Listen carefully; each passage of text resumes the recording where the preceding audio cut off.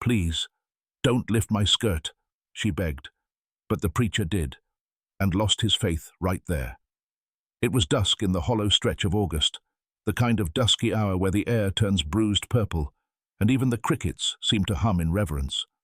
The small chapel at the edge of Bellwood stood crooked against the sky, its white paint flaking like dry skin, its steeple bent as though praying to be forgiven by the setting sun. Inside, the last candle had burned down to a pool of wax. A wooden pew creaked as Reverend Elijah Vane leaned back and closed his eyes. 41 years old, and already tired of the sound of his own sermons.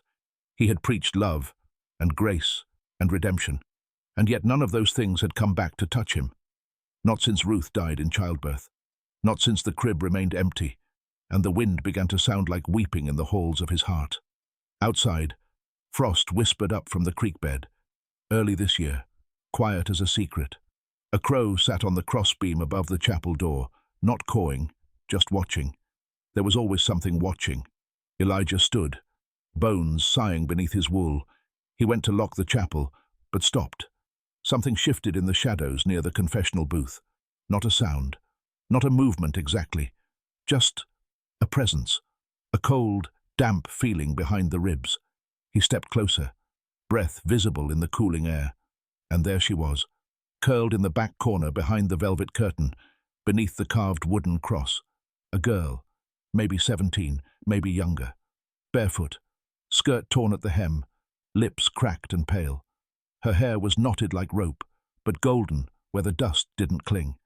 Her knees drawn up, trembling.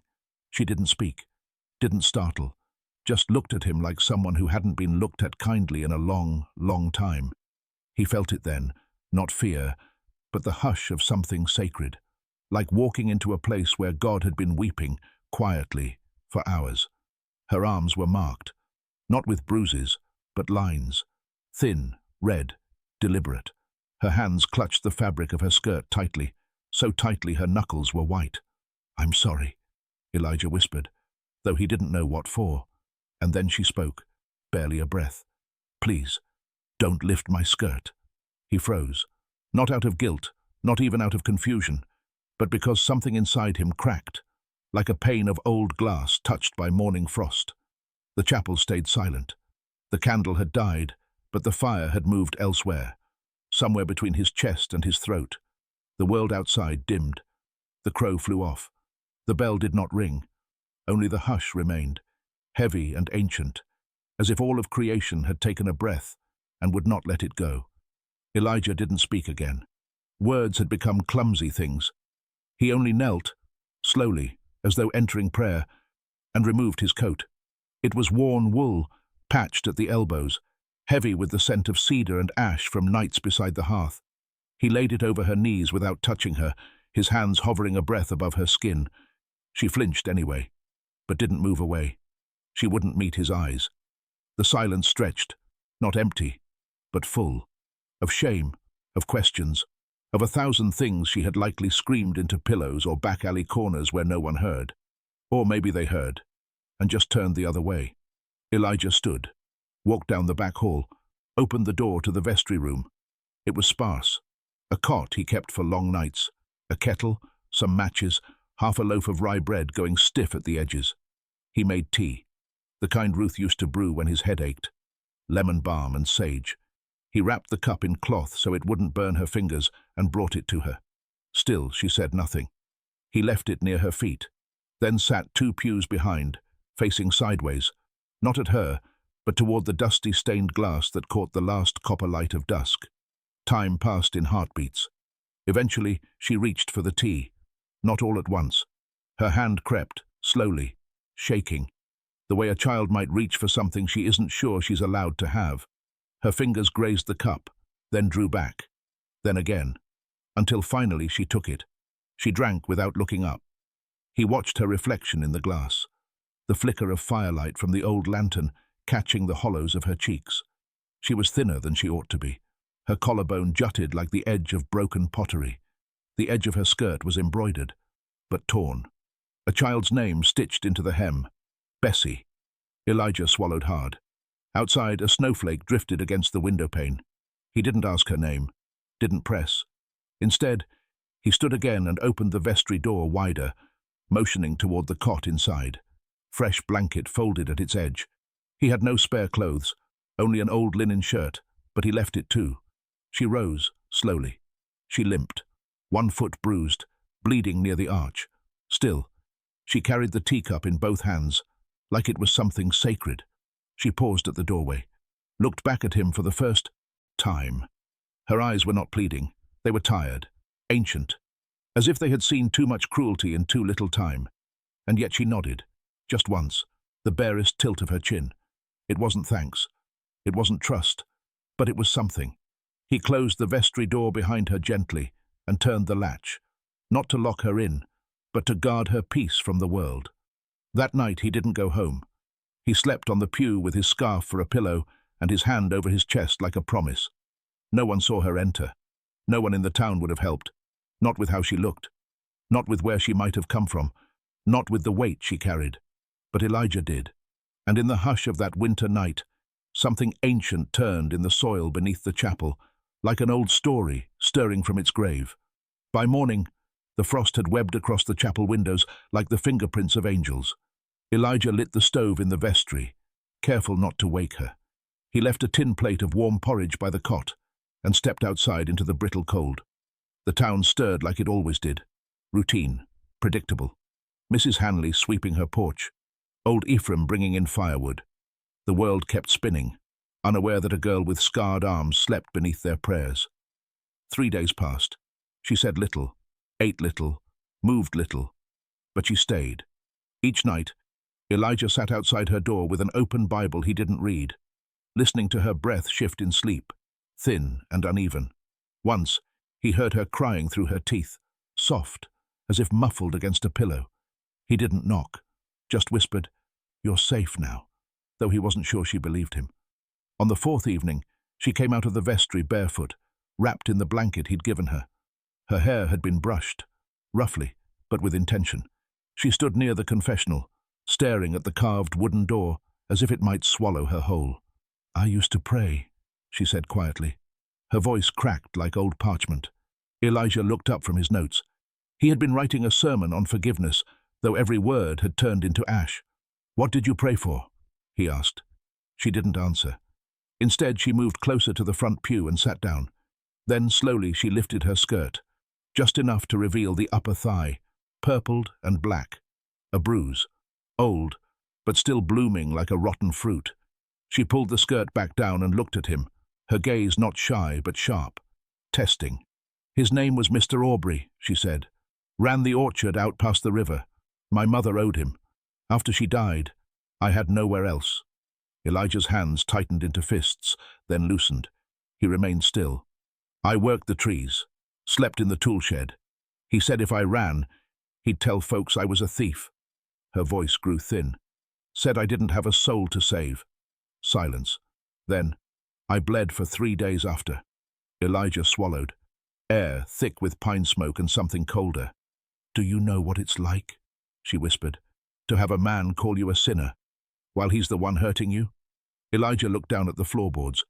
They were worn smooth from years of kneeling. "I do now," he said. The door creaked open behind them. A figure stood in the chapel's frame, tall, with gloves tucked into a belt and boots dusted in hay. His eyes found the girl in an instant. "Bessy," he said flatly. She froze. Elijah stepped forward, but the man didn't move. No weapon. Just presence. Heavy. Familiar. Not Mr. Aubrey, but someone who knew her. "She belongs to me," the man said. "She's my brother's ward." "Not anymore," Elijah replied, his voice like wood splitting. The man looked around the chapel. His eyes landed on the cross, on the girl's trembling frame, on Elijah. "No one'll take her," he said. "She's stained. You'll see." Then he turned, walked out, left snow and silence in his wake. Bessy didn't cry, but she turned to Elijah, face pale, lips set tight. "I never stole. I never lied. I just wanted to stay clean." And for the first time, Elijah believed her more than he'd ever believed his own sermons. The town of Bellwood had never needed much to stir its whispers. A dress hung too long on the line, and folks talked. A widow smiled at the butcher, and rumors grew legs. So when Bessy began sweeping the chapel steps each morning, wrapped in Reverend Elijah's coat, cheeks pale but upright, people noticed. They didn't ask, but they looked. Mrs. Hanley passed slower on her way to the post. Ephraim paused longer by the well. Even the children stopped their skipping when she knelt near the gravestones out back, her fingers tracing names she didn't know. Snow came early that year, thick and powdery, blanketing the chapel roof like a hush no one could speak through.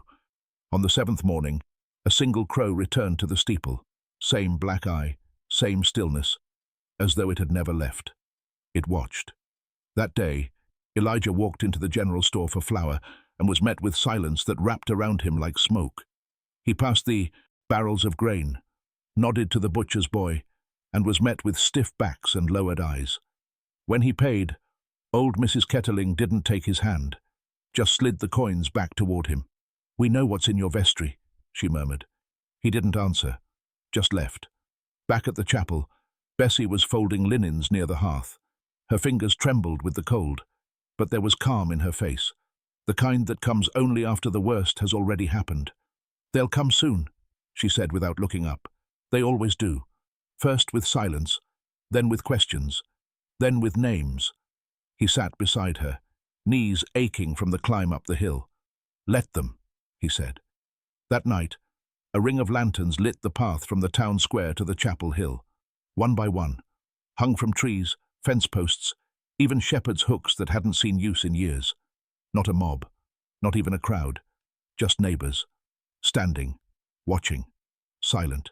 No one shouted, no torches were raised, no stones were thrown. The townsfolk stood in the frost-bitten field, eyes fixed on the chapel door like it might open to reveal some holy or shameful truth. Inside, Elijah poured tea. Bessy sat across from him, hands wrapped around the cup. "I should leave," she said. "You can," he replied, "but not because they stare." She looked out the window. Snowflakes caught in her lashes like glass dust. "If I run again, I won't come back. I don't have it in me twice." Elijah nodded. "Then stay." The wind shifted. Somewhere far off, a wolf howled once. Then silence. Bessy stood and walked to the chapel door, opened it. The wind didn't howl again, just breathed, soft and slow. The townsfolk looked up, saw her face, her hands, her bruises. No one spoke. No one left. They just watched. And she, small and fragile and utterly unashamed now, stood there, not as a warning, not as a sinner, not even as a ghost of what had been done to her, but simply as someone alive. The frost thickened. The crows circled once above the steeple, and for one strange, holy moment, it felt as though heaven itself had leaned in to witness, not to judge, but to understand. That night, the chapel stayed warm longer than usual. The fire Elijah built crackled low, its amber glow softening the shadows across the wooden floor. Bessy sat on the floor beside the hearth, knees drawn up, blanket around her shoulders.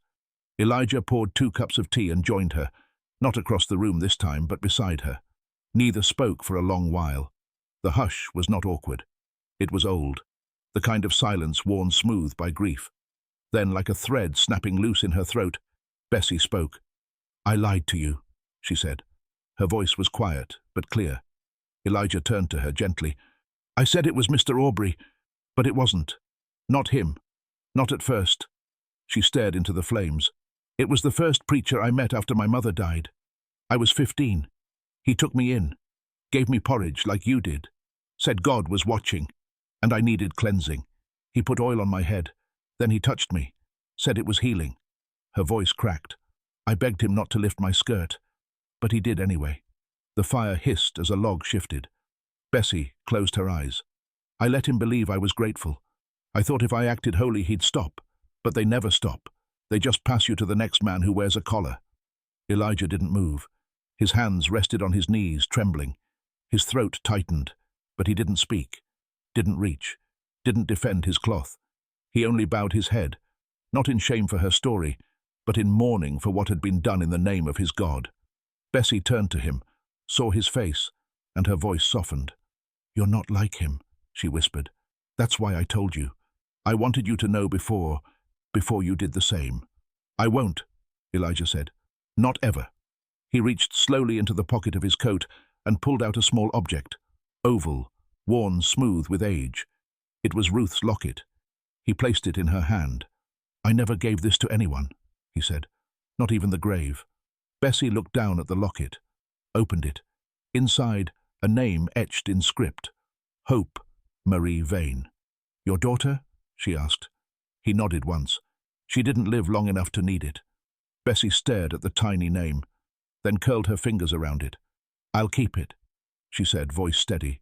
"Not as hers, not as yours, as mine." Elijah looked at her then, truly looked, and in her pale face, in her tired eyes, he saw something he hadn't seen in years. Not ruin, not pity, but courage.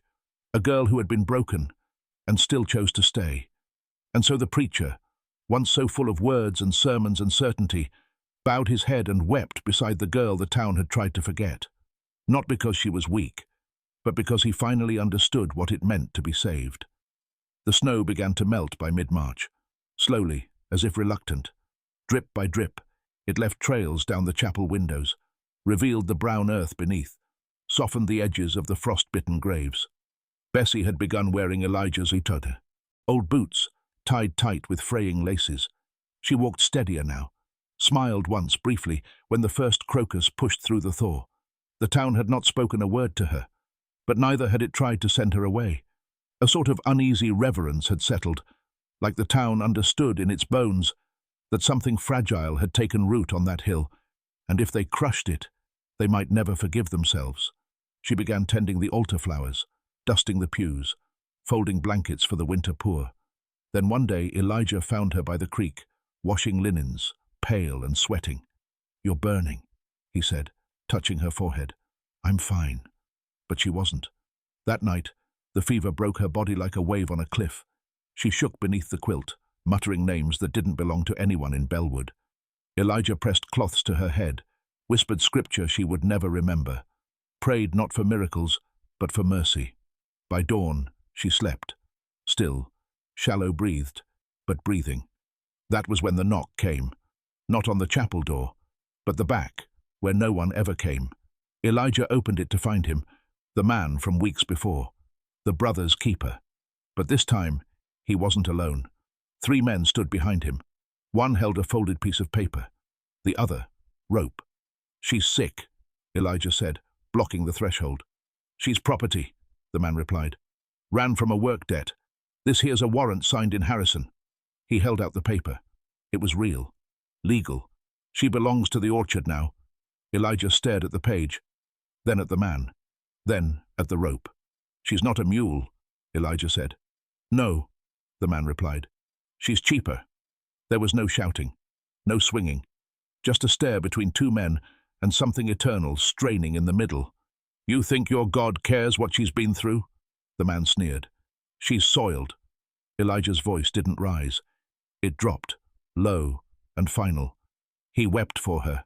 That's more than you ever did." The man stepped forward. Elijah didn't move. Then a voice, hoarse and cracked, echoed from the shadows behind him. "She's not going back," Bessy said. She stood at the vestry door, one hand on the frame, swaying slightly. Her fever-bruised face flushed, but her eyes, clear. "I'll die before I go back." The man hesitated, because in that moment she was not a girl. She was fire. The third man, the one with the rope, looked down, shifted his weight, said softly, "This ain't right." None of them entered. And then, slowly, as if the wind itself had judged them, they left. No fight, just retreat. The paper fluttered once against the chapel wall, then landed in the snowmelt. That evening the mayor's wife brought soup. A boy from the butcher's came with oranges. Mrs. Hanley dropped off a box of clothes wrapped in twine. No one said anything. But the town, in its own way, had turned. Spring crept into Bellwood without ceremony. The creek swelled, bees returned, and the bell atop the chapel rang again, not in mourning, not in warning, but in rhythm with the living. Bessy stayed, not because she was told to, and not because she had nowhere else to go, but because this time the land did not push her away. The chapel, once hollow with sermons, had become something else, a place where silence had spoken louder than any pulpit. She no longer slept in the vestry. Elijah had cleared the back room, once filled with old hymnals and broken chairs, and helped her make it a home. She planted herbs in clay pots along the sill, hung linen curtains, tucked the locket beneath the floorboard, not to forget, but to protect. On Sundays, she sat in the front pew, never in the back. The townsfolk began to greet her quietly in passing. A nod here, a biscuit wrapped in cloth there. No apologies were spoken, but the absence of cruelty was its own kind of grace. Elijah still preached, though the sermons were different now. He no longer shouted about salvation. Instead, he spoke in stories, about hands reaching across riverbanks, about lanterns left lit in windows, about wounds that healed crooked but held stronger for it. And sometimes, when the church was empty, he would sit where she first sat, beneath the confessional shadow, and just listen, as if some part of God had taken root there and needed tending. Years passed like that, quietly. One winter morning, Elijah did not wake. He passed in his sleep, hands folded over his chest, a worn Bible beneath his pillow. Bessy found him. She did not cry, not then. She washed his body, wrapped him in linen, and laid him beneath the oak beside Ruth's grave. The whole town came. They didn't say much, but they brought flowers, and they stayed until the wind picked up. After they left, Bessy placed something on his grave. It wasn't a cross. It was his old coat, the one he gave her, the one she had stitched and mended and lined with lamb's wool. It smelled of cedar and ash. She folded it once, then again, then walked back to the chapel alone. She lit a candle, opened the window.